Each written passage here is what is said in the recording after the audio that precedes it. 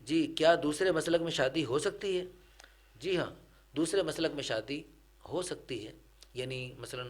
بریلوی دیوبندیوں میں کر سکتے ہیں، اہل حدیثوں میں کر سکتے ہیں، اہل حدیث دیوبندیوں میں کر سکتے ہیں، وغیرہ وغیرہ، یہ سب کر سکتے ہیں آپس میں۔ لیکن ہوتا یوں ہے کہ ہمارا تجربہ یہ ہے کہ اس میں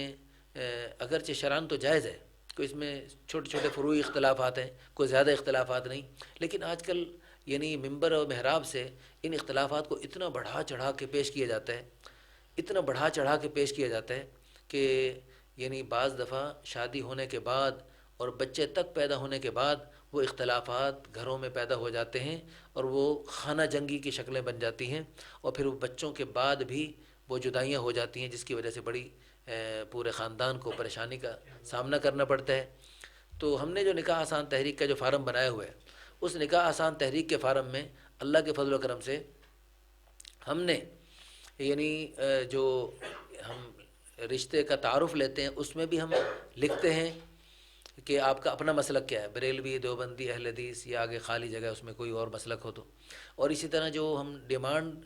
پوچھتے ہیں کہ آپ مطلوبہ رشتے میں آپ کیا کیا چاہتے ہیں، اس میں بھی ہم نے مسلک کا خانہ رکھا ہوا ہے۔ تو ہماری بھرپور کوشش ہوتی ہے جس مسلک کا اسی مسلک میں جوڑا جائے، تاکہ بعد میں خانہ جنگی نہ ہو۔